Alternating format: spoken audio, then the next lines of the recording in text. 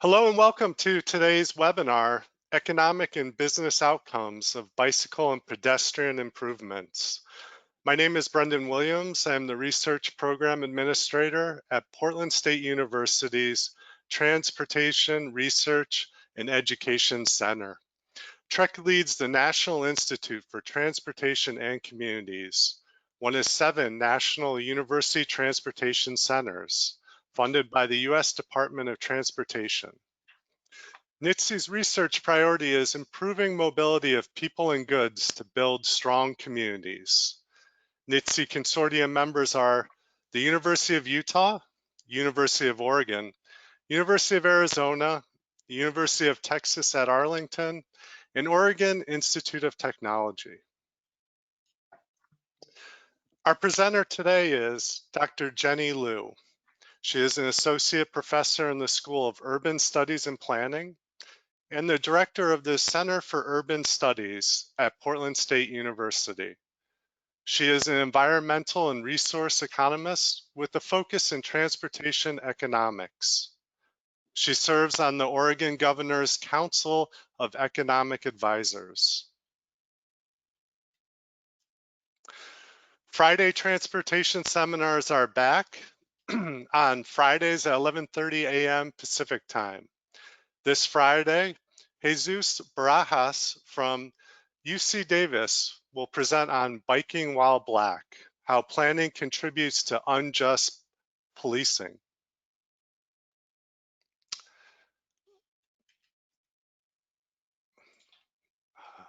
On Tuesday, November 10th at 10 a.m. Pacific time, Keith Bartholomew from the University of Utah will present bus stops, access and equity.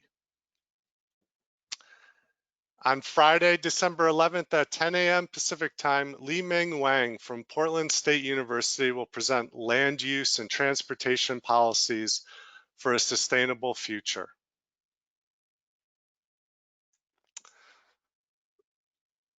This presentation will be about 40 minutes long. Then we're going to have 15 minutes for question and answers. During the presentation, please submit your questions via the GoToWebinar control panel. After the webinar, you will receive an email with a link to the video recording and presentation slides. If you are tracking professional development hours, this webinar is eligible for 1 hour of continuing education credit. Instructions on how to redeem the credit will be included in your post-webinar email. I'm going to now hand it over to Jenny. All right. Thank you, Brandon. You're welcome. Good morning, everyone. Let me pull up my slides here.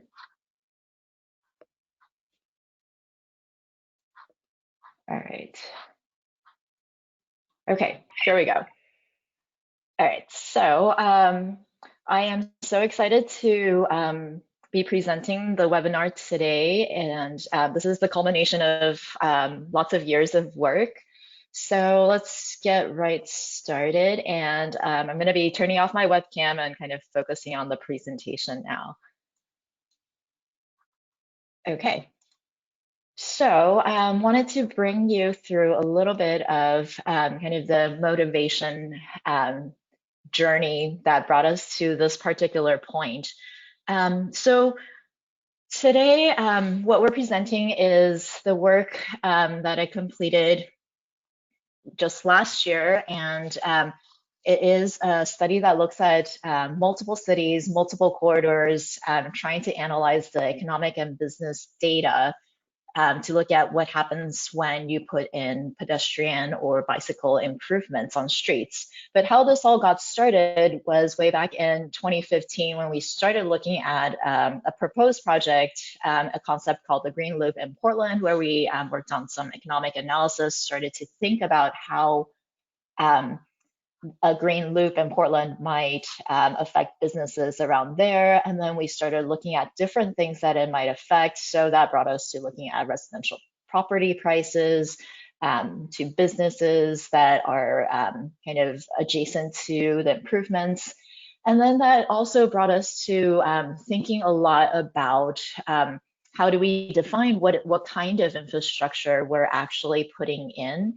So in 2018, I completed a follow-up study that was really trying to think about how do we define that network? What does it mean to be an improvement that contributes to completing a network, or what does it mean to have a network of greenways or bicycle ways and so on?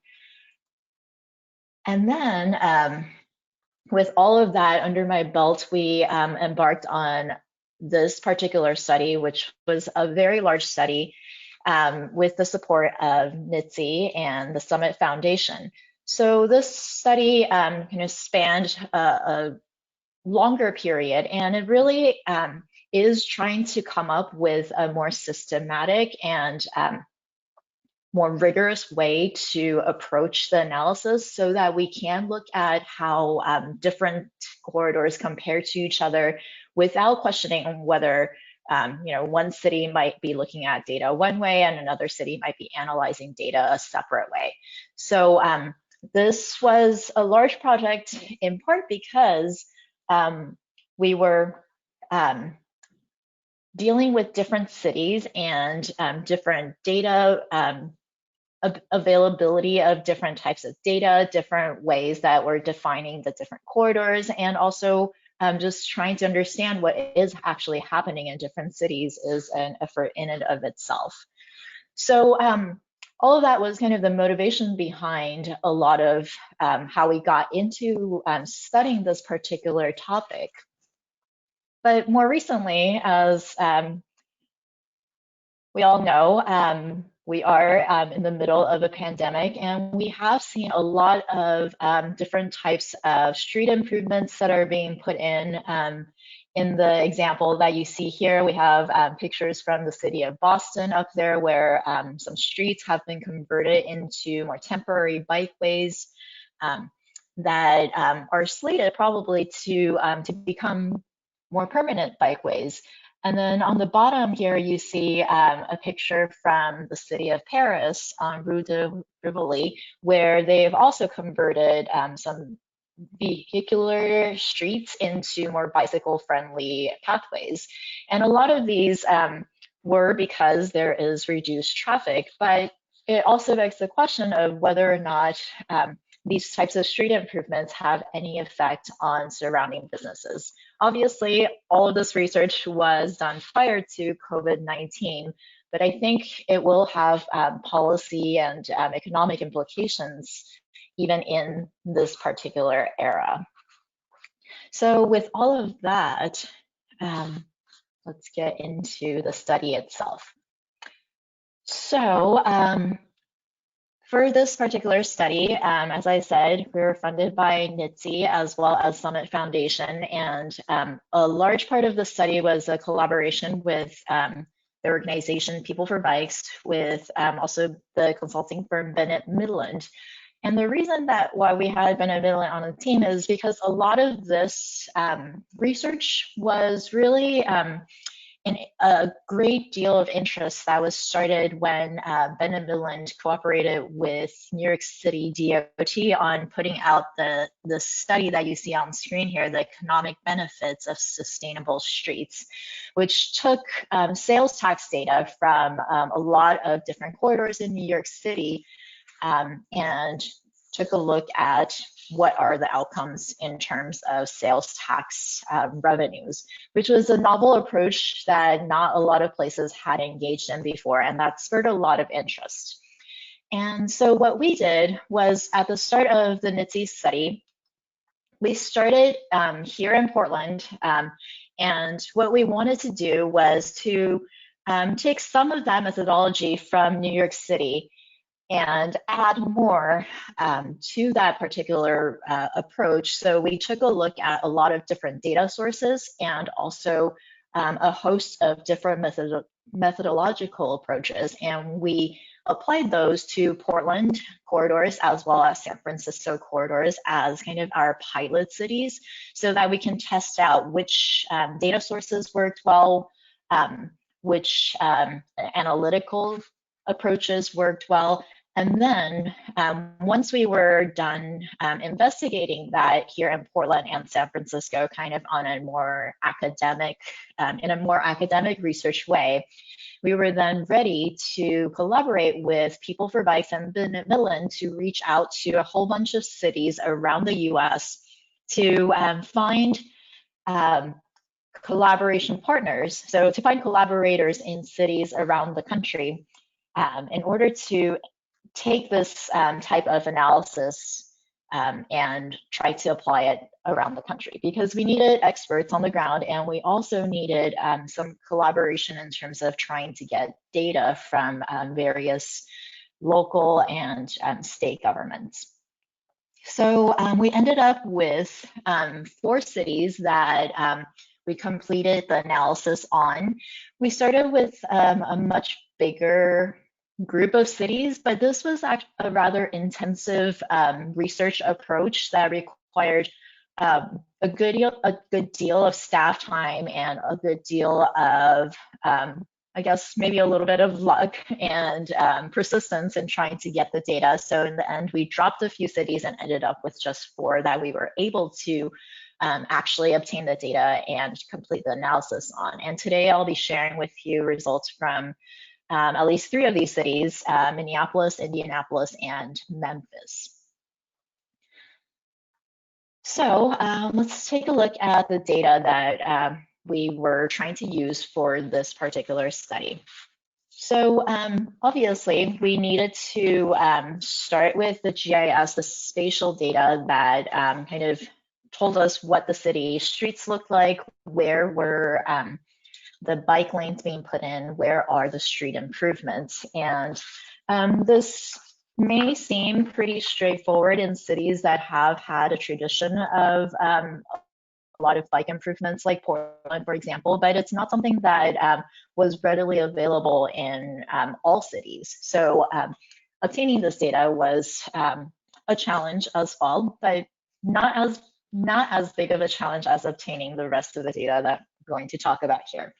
So the next 4 different types of data sources are the types of economic or business indicators that we were trying to obtain. And each of these data sources kind of have their own advantages and disadvantages. So the first data source is the LEHD data, the longitudinal employment and household dynamics, which is a part of the census data set.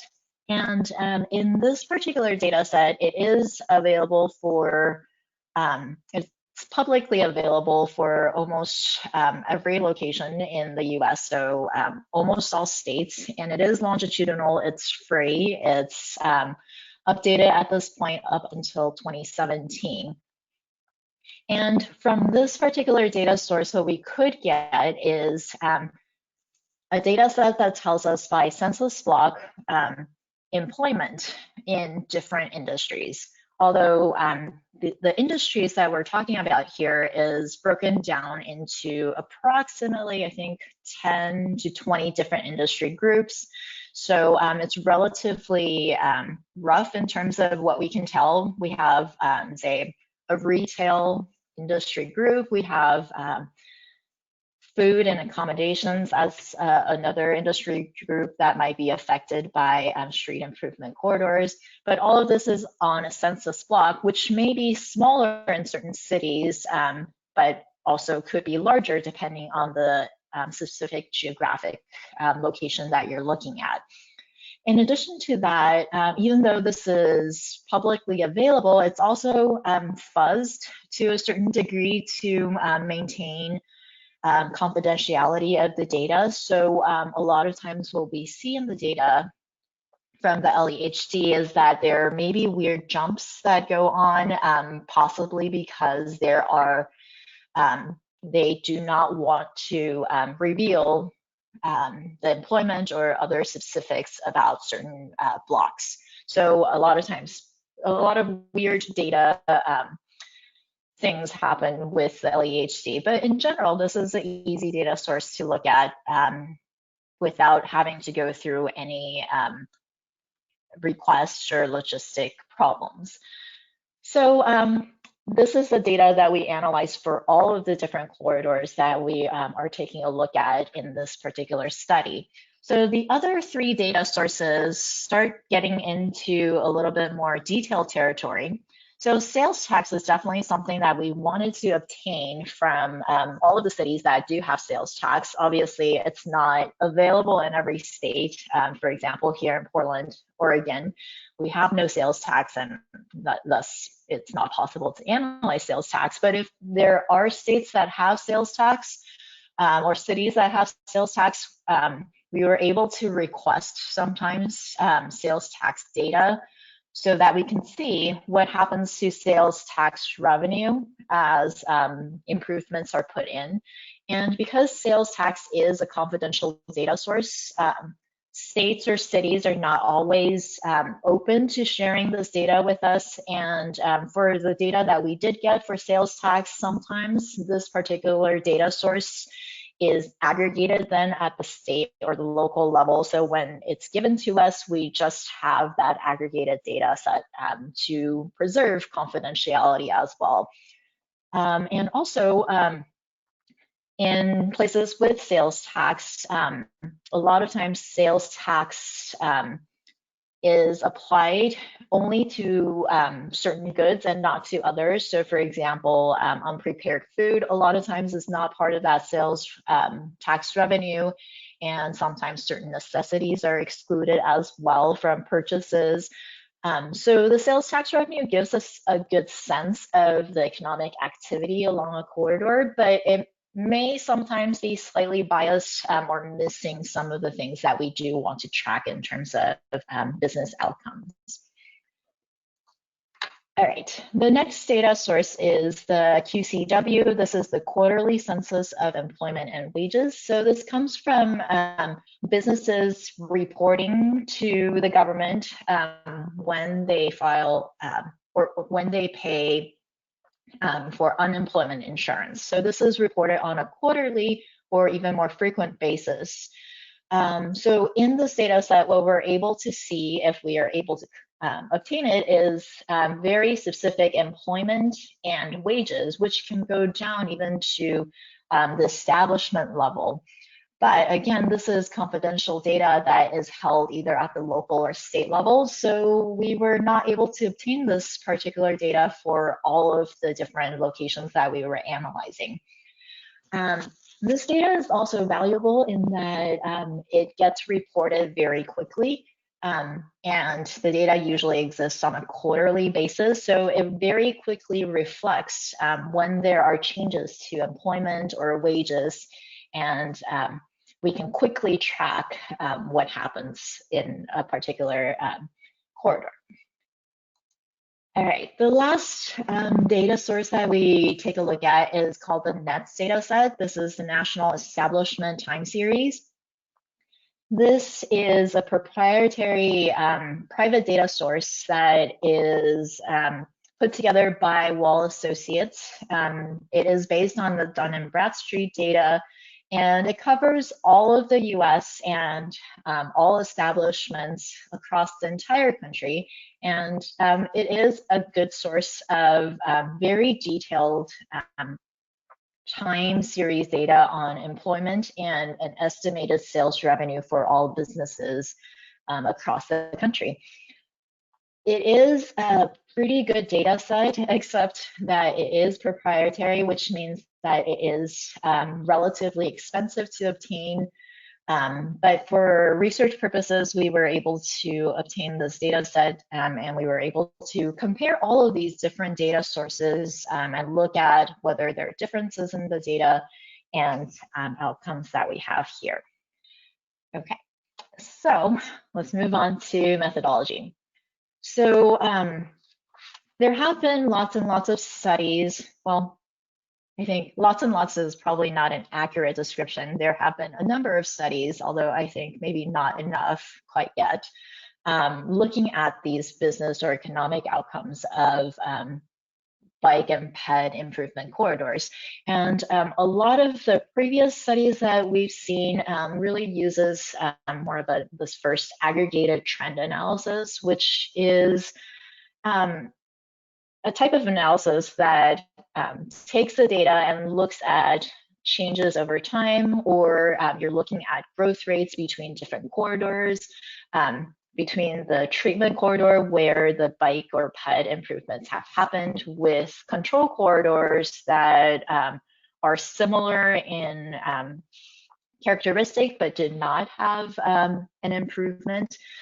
And this is the methodology that was utilized in the New York City DOT study that Bennett Midland had completed. So it's definitely an analysis method that we follow throughout. It is also a visual type of analysis where we're able to plot all of the different data sets and sources and try to discern exactly what's happening in our specific bike improvement corridor. So the other two analysis methods that we're adding to this field of research are more statistical econometric methods. So I'll talk more about this on the next two slides here. So I've put the equations and all the variables on here, but we're not going to really focus on those, but we're probably going to focus a little bit more on this stylistic graph that I have on here. So the difference in difference approach is, and as I said, a statistical approach where you find a control corridor that is similar to your treatment corridor. And the assumption is that the treatment corridor and the control corridor, if nothing had happened to them, so there was no improvement put into place on our corridor of interest, then the assumption is that they more or less should be growing at the same, if they were growing at the same rate before, they should more or less be following a similar trend afterwards. And this particular statistical method controls for that and takes a look at if after the treatment or after the bike lanes are put into place, what is the difference or the difference in growth or level compared to the control corridor. And this is a method that obviously really relies on choosing an appropriate control corridor so we can isolate out the effect of the treatment. It's powerful, but it also has its limitations in that the control corridor does have to be well selected. The next method is also a statistical econometric method called the interrupted time series. And this is a method that does not require a control corridor. So we're only looking at the data that is from the corridor of interest. And this basically is a method that tries to fit a line before the improvement and fit a line after the improvement. And what we're able to discern here is there a change in the level of economic activity or business activity before and after the improvement? And also, is there a change in slope or whether the growth rate has changed before and after? So this particular method is one that does not rely on a control corridor, but it does kind of control for the fact that the corridor that we're looking at might have been growing beforehand. And we take a look at to see whether the interruption, which in this case is an improvement to the corridor, whether that affects the level and the growth. Okay, so the last slide on all of this methodology. One very important part of all of this, two methods really depend on this, is the corridor selection process. And there are really two general ways that one might think about choosing control corridors, is that usually in studies that we've seen in the past, we usually are relying on the researcher or the local experts in trying to find corridors that are more or less comparable, which is a really important way to find control corridors, because you really need that on the ground knowledge to find these comparable corridors. But we were trying to see if there was a way that we could use data to help us find these control corridors to make it a little bit more accurate or more comparable in a statistical sense. And so what we ended up with in our this study is kind of a combination of the two approaches, where we did rely on local expertise in providing us with a selection of what they feel like are good control corridors, but we also relied on some statistical analysis to see if they were appropriate or not. So in the end, what we compared were whether or not the corridors are comparable in terms of transportation and geography, whether they have the same travel volume, whether they were kind of similar in terms of their role in the road network. But we also took a look at the business activity in the treatment and control corridors, whether they had similar amounts of jobs in the retail sector versus the food sector, how whether they had the same density of jobs compared to the city as a whole, and then also their growth rate. And we utilized some t-tests to help us see if the corridors were indeed comparable. So let's jump into some of the results, and a lot of the methods will become a lot more clear as you see the results that we have here. So first, I want to share with you some findings from the city of Minneapolis. On this map here, you see a whole bunch of different corridors kind of spread around the city, and we don't have time to share with you the results from all of these corridors, but I invite you to take a look at our report, which you'll receive in the link of the presentation. For Minneapolis, I want to bring your attention to the northern corridor on here, which is the Central Avenue corridors, which is the green areas that you see on the north side of Minneapolis here. And if we zoomed in a little bit, this is what it looks like. So the purple corridor here is Central Avenue, which is where the improvements happened. So in 2012, you can see that travel lanes were reduced in size. So the width were reduced on Central Avenue in order to create a bike lane. And the control corridor that we have on here is University Avenue Northeast. So the first thing we want to do is to figure out if University Avenue was an appropriate control corridor for the Central Avenue improvement, because two of our methods depend on having an appropriate control corridor, including the aggregated trend analysis, as well as the difference in difference analysis.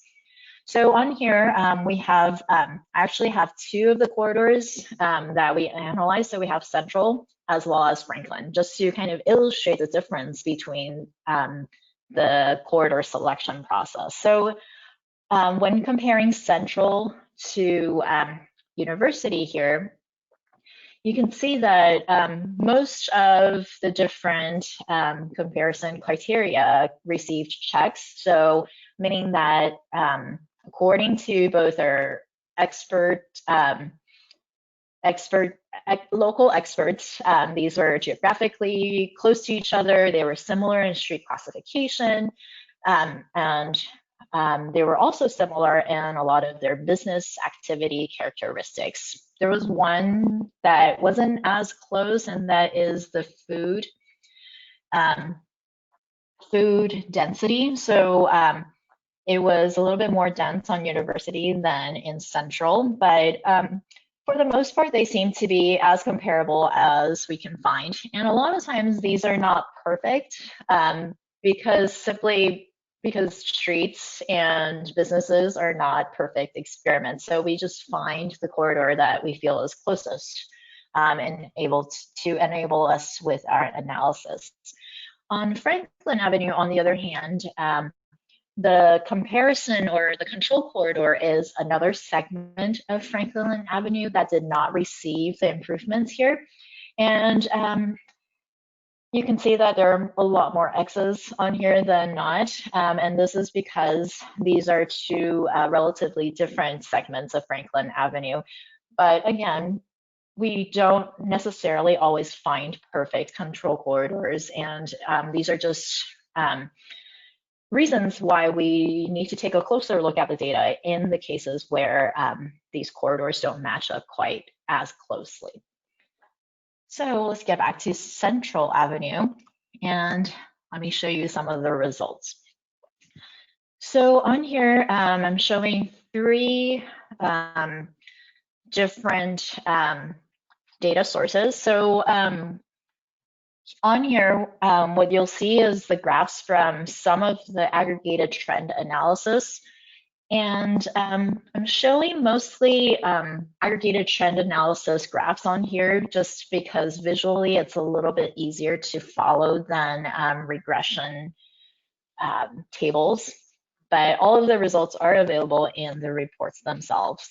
So if we take a look at this, you can see that on the top side, we have LEHD employment in the retail sector as well as the food sector. And you can see that when compared to the control corridor or Minneapolis as a whole, Central Avenue in terms of retail employment had been kind of growing at the same rate prior to the improvement, but post-improvement, the red line is really growing quite significantly more, especially about 3 years after the improvement. On the other hand, if we looked at the food employment side, you can see that it's kind of, the line is a little bit jagged. And sometimes this is due to the fuzzing that's been done to the LEHD data.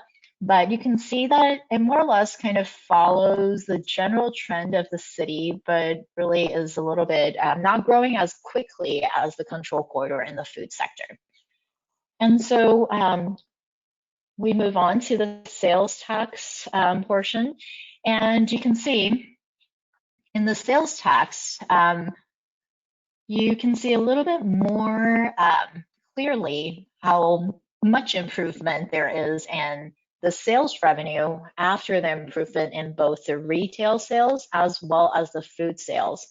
And this isn't quite evident in employment. And if you think about it, this might be due to the fact that on these streets, sometimes when there are improvements that happen and business activity picks up, you might have stores maybe hiring more people if sales volume reaches a certain level.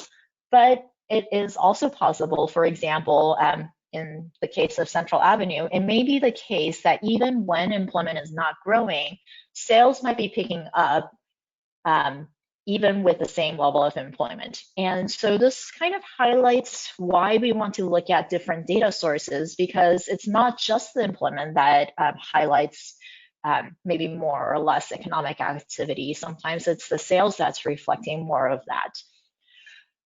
So looking to the right-hand side, we have the QCW data, which provides us data on employment and wages. We were only able to obtain this for the retail sector in Minneapolis. And you see a lot more dots on here because the QCW data was a quarterly data set. So we see a lot more kind of fluctuations here that reflect some of the seasonal differences.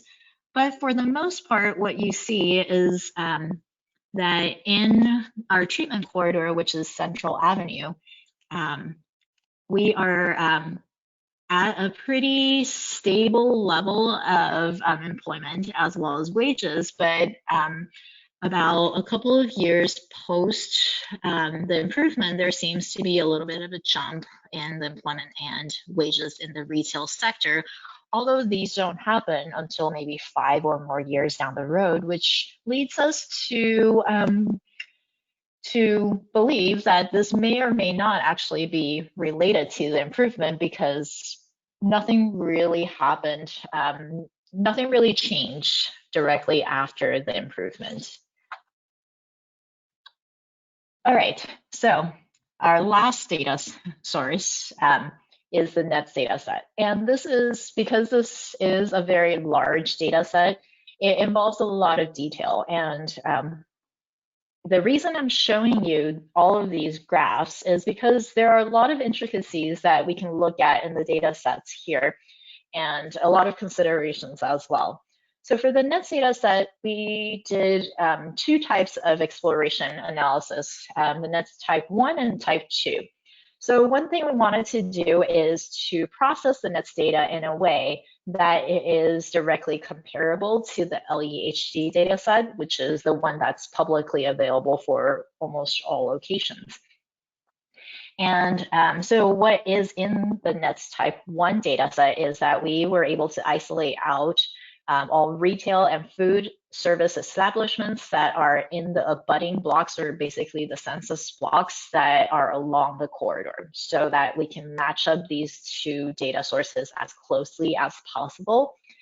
And this is good that we are able to compare between the two data sets and what they're showing us. But because this data set provides us with so much more detail, we established type 2 NETS data set. So what we were doing here is we were able to isolate even further the types of retail and food businesses that are the ones that we really want to focus on when we're looking at bike and pedestrian improvements. What this means is that what we are excluding automobile-focused retail businesses, for example, gas stations, which we weren't able to isolate out with an LEHG data set because it just falls within retail.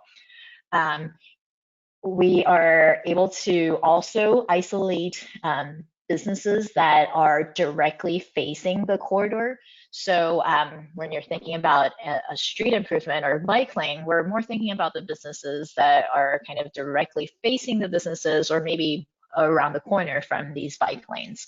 So with the NETS data set, because we have detailed information with all of the addresses and the names of the establishments, we're able to really zone in on the businesses that are directly facing and are in the types of businesses that we are interested in looking at.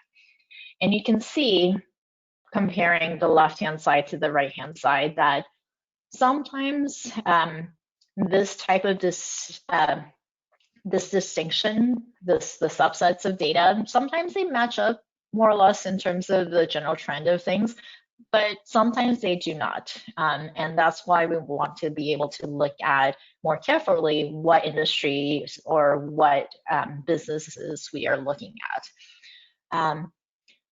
All right, so in terms of conclusions and key findings for Minneapolis, is that what we found was that retail and food employment, what we saw was that employment growth was more or less on par with our control corridor, University Avenue. And this is confirmed in both the trend analysis and the difference in difference analysis.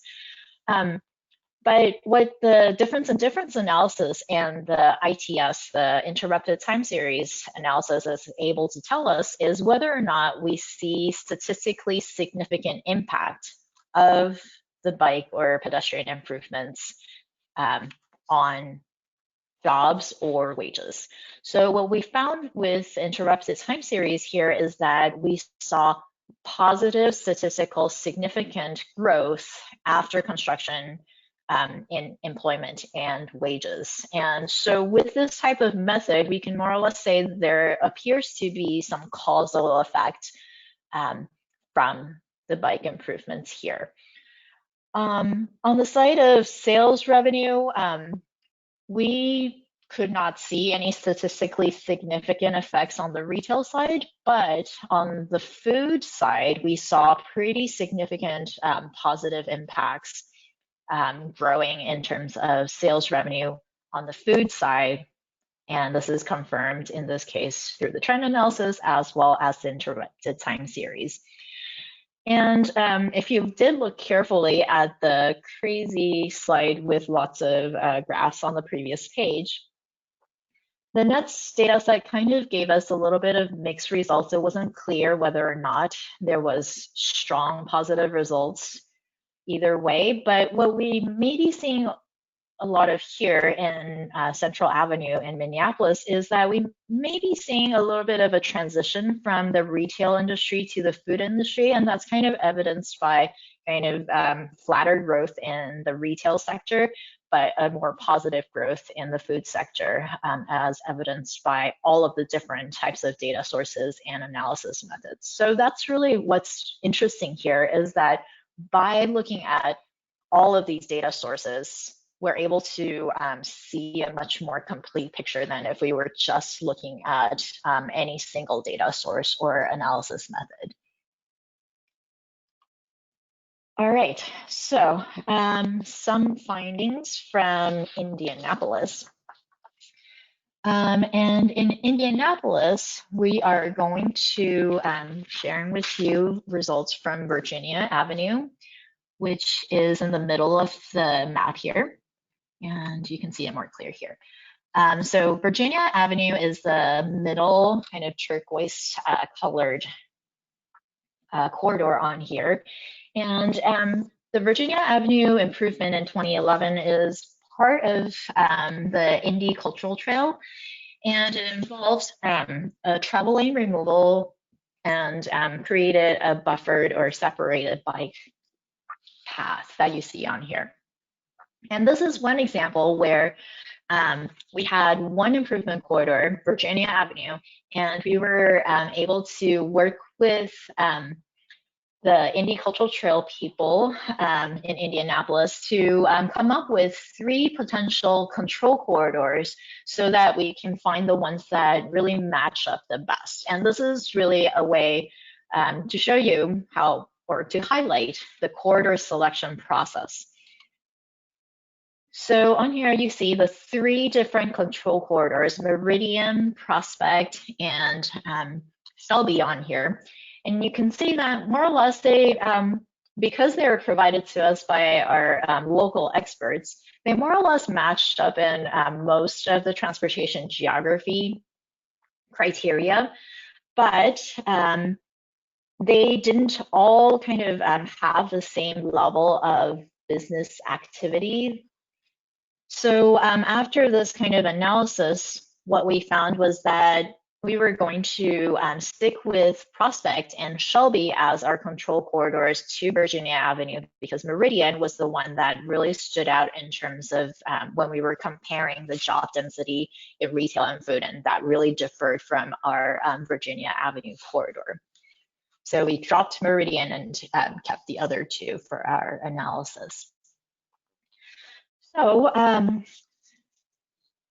in Virginia Avenue, I want to highlight kind of the different types of aggregated trend analysis that we did. So on the top here, we have the LEHG employment data. So this is just the raw employment of how many people are employed in the retail sector on Virginia Avenue, how many people are employed in the food employment sector. And then the bottom graphs are the indexed employment that are indexed to the baseline years, which we define as 3 years prior to construction. So you can see on here that they look similar in general shape. The index graphs kind of gives us a better way of looking at whether what the growth looks like when comparing between different corridors. So sometimes they end up being more or less the same, but other times we're able to discern a little bit more of whether things are growing or not. So in this particular example here, you can see that on Virginia Avenue, retail is more or less matches our control corridor, Prospect, and also Shelby, especially in terms of growth. But the food sector is the one that is really exceptional in its performance afterwards. This next slide shows sales tax. Again, the difference between the raw sales tax versus the indexed sales tax. And you can see that even when sales tax looks very close in our regular sales tax graph, the index sales tax graph gives us an even better sense of how much more it's growing on Virginia Avenue compared to the others. So I'm going to skip over that to get to the findings here. So on Virginia Avenue, the key findings are that really what we saw is that in the aggregated trend analysis, we saw maybe a little bit of a negative growth in retail employment, or maybe even you can call it stagnant growth. Doesn't really tell us very much about whether or not that is caused by the bike lane installation. But when we did our difference in difference and interrupted time series analysis, what we found was that there was no statistically significant impacts. What that means is that, yes, there may be some stagnant growth and some negative growth, but we cannot definitively say whether or not that is caused by the bike lane installation. So we can't make any conclusions there. On the other hand, food employment, wages, and sales all had experienced substantial growth following bike installation. And in this particular sector, what we saw was that all of our data sources, all of our analysis confirmed the same causal impact. So what we can say here is that, at least from our analysis, is that the Virginia Avenue bike lane improvements did cause these positive growth to happen in the food sector, which was important to show that these different methods really do tell us something different.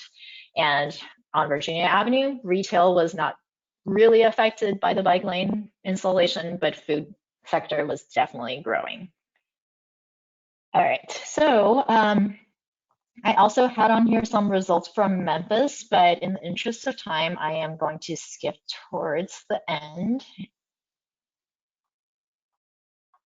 and just talk about some of the general findings of the study here.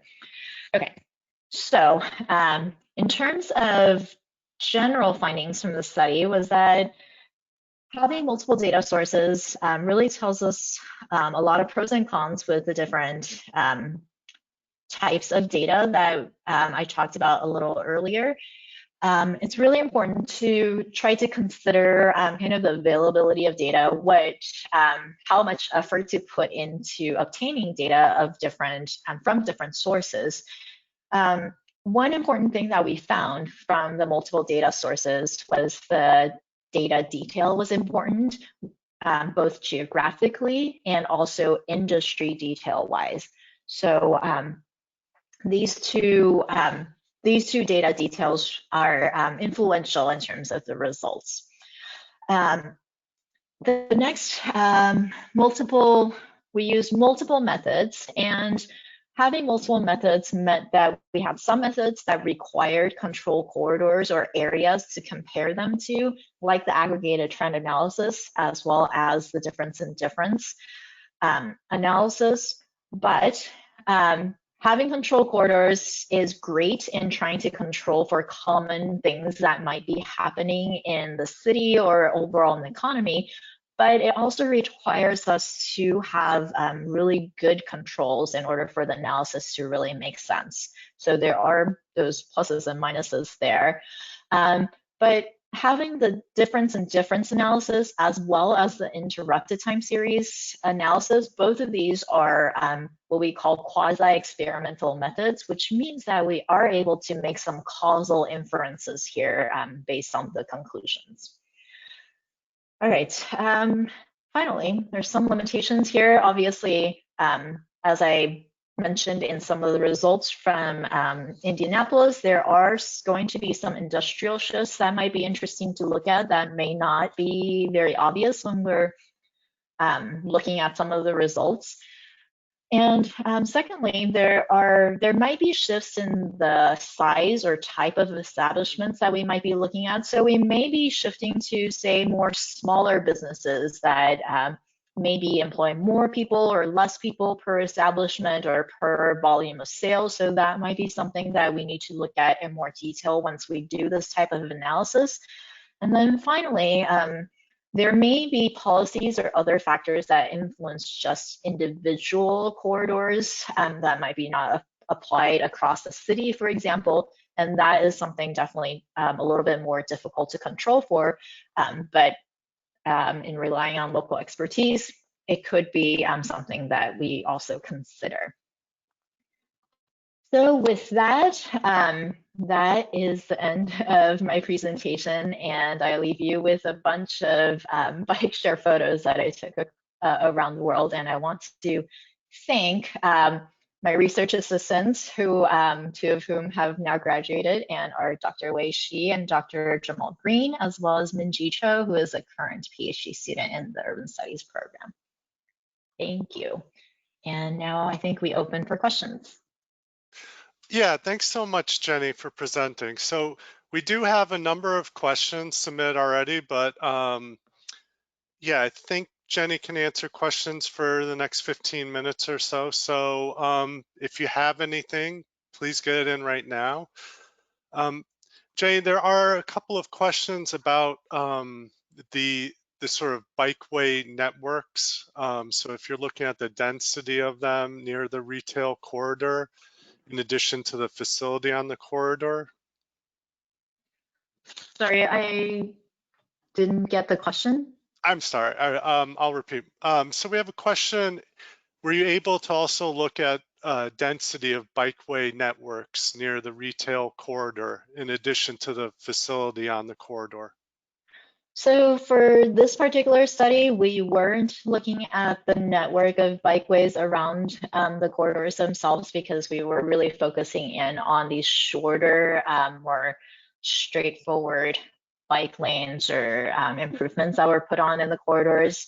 But yes, the network density is definitely going to be important. All right. And that is the subject of some of my other work. Nice. So that's something you're carrying forward, maybe based on your work here. Yeah, I think this particular work really spurred a lot of additional interest in this type of study. So one thing that we're doing right now is I'm working with Dr. Jennifer Dill on researching some of the active transportation return on investment in the Portland metro region. So we're taking a lot of the same methodologies and data sources and applying them here. But definitely networks is one of my interest areas for bikeways as well. Nice. And so how difficult is this to do in other cities, like to replicate? And what sort of, partners do you need involved specifically? Like what sort of roles or specialties? So in general, what we did, so how easy is it to replicate? It is pretty straightforward to replicate. You can see on the slide here, there is a guide to the analysis. So what are the types of data that you need? Who are the departments that you can contact to get this type of data? And then there is also a trend analysis template that is linked here. So it is a spreadsheet where you can enter in a lot of the data, especially from the LEHD data set that you can obtain pretty easily just online by yourselves. And you can come up with some of the same graphs to allow you to do some of the same analysis.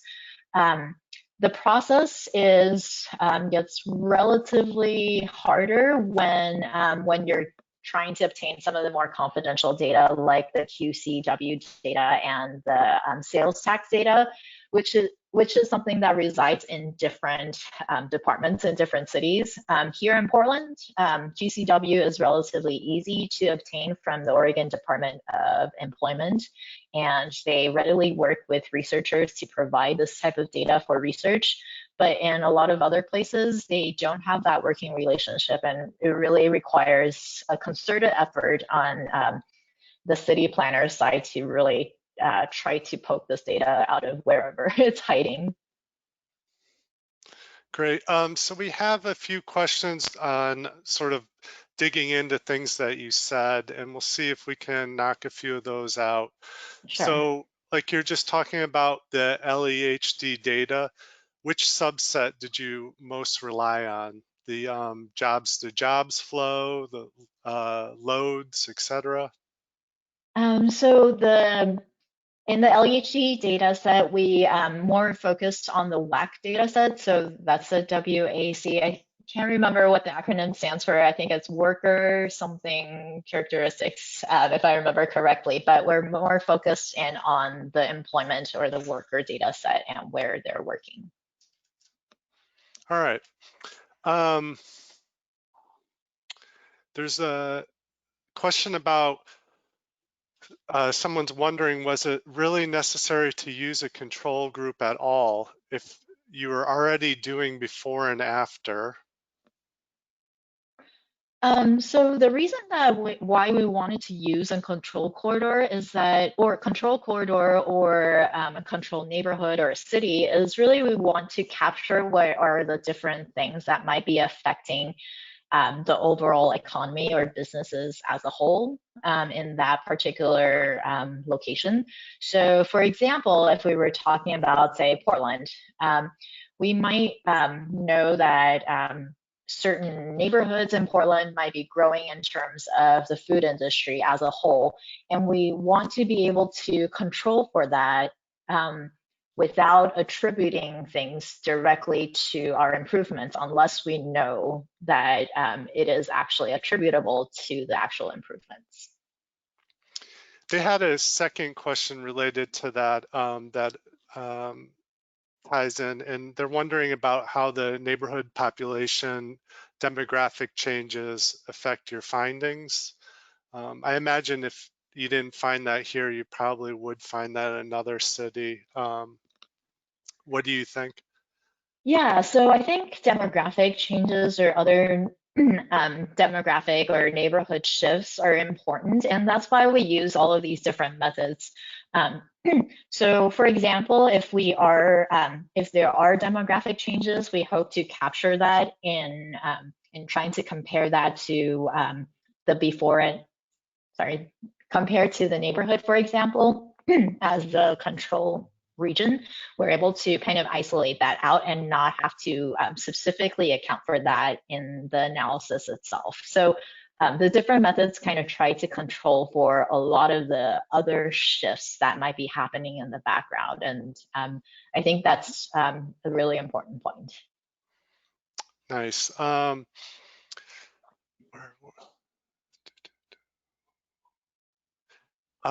One person is asking about, since you have so many variables that are not really alike, how can you find causation, or are you looking for correlation? So for these, for the difference in difference and interrupted time series types of estimations, because they are what we call a quasi-experimental method, it really is trying to take into account when we have a change like the improvement. Um, is it really causing this change to happen? And that's why we use I know that most other types of direct regression methods, like a simple ordinary least squares estimation, those are estimating correlation. But when we have these quasi-experimental methods, it really is a way to try to create, as much as possible, a situation or an analysis that is as similar to an experiment as possible. And that's why we use these particular types of methods. And that's why we can have causal inference. And there's another question related to this in the sense of like, how are we correlating your study to the active mobility sector? How we're correlating to, I'm not sure exactly. I think I think what they're getting at is the idea of people are being more active, right, with biking and all these other um, walking and so it. Sure. Okay. So we're talking about a growth in the number of people who are engaged in active transportation. So I think these definitely that shows up in the results, but also is something that is controlled for in the sense with the before and after. So we are able to control for trends that are continuing to appear in our economic indicators. And if there is kind of a positive growth that happened beforehand that continues throughout, we're able to isolate that out. And if that's caused by increased in active mobility, then I think that is captured in the methods that we're utilizing here. Obviously, we can always use more data if we're able to kind of know exactly the number of bikers along a lot of these corridors. That would definitely help with the analysis. But unfortunately, that is not data that was available at the time of analysis, at least not to such a fine geographic detail. Right. So we have a question about the bike lanes and whether they're all of the same quality. Were the installations all standard bike lanes? Did they include different types of installations, such as separated bike lanes? And there's a second question, I don't want to layer it too much, but just sort of touching on the length of construction and the idea of the different sorts of installations and treatments and how you sort of handle that. So when we started, we had the grand idea of only trying to analyze bike lanes that were more separated or high quality bike lanes that people felt more comfortable and safe on.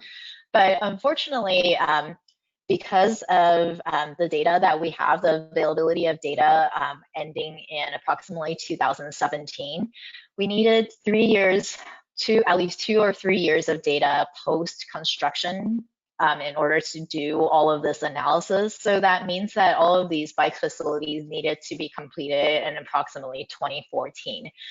And the availability of more upgraded or higher quality construction of bike lanes wasn't really readily available in lots and lots of corridors all around the country. They may be available in shorter segments in certain places or in some cities, but not other cities. So we weren't able to kind of achieve our objective of trying to find only certain types of bike improvements. So we settled on just having any kind of bike or pedestrian improvements as long as they were something that was constructed or created with either lane width reductions or removal of travel lanes or removal of parking lanes. So we kind of landed on that definition after talking with all of our city collaborators and figuring out what was actually available out there, which is in the end kind of a practicality issue. So Yeah. no, not all of the bike lanes are of the same quality, and that's definitely something to look more carefully at. And in all of our reports, we report on exactly what types of bike lanes are actually being analyzed as well. Nice. There's a question about what is the definition of the food sector? Is it basically restaurants? Yes, so the food sector is basically restaurants because, well, it doesn't only include restaurants. So in the LEHE data set, the food sector is called really the food and accommodation sector. So sometimes it may actually include some hotels in there. So it's not a very accurate representation of just the food sector. So that's why in a lot of our other data sets, for example, the nets data set or the sales revenue data set, we were able to kind of isolate and tease out more specifically food and drinking places that have more of a like a retail presence. And we were able to isolate out, for example, caterers that might not be affected by, say, bikers in the area. Great. Okay, so we've covered the questions we've had. Jenny, is there anything you want to wrap up by saying? No, I think I just want to thank everyone for sharing their morning with me and listening to this research. I'm very excited about it and am ready to do more work on it. So yeah, email me and take a look at all of the various documents that we have to share. And I'd love to engage in more conversations about this. Yeah, we were told that there was an issue with the link that we sent out, but hopefully that's fixed. And there really are a lot of outputs associated with this research project. It really kind of was two NITC research projects. Great. So if you'd like more information, we have the project webpage up there. And we also have upcoming webinars and Friday transportation seminars. So I welcome you all to join us soon for another one of these. And thank you again, Jenny. Thank you.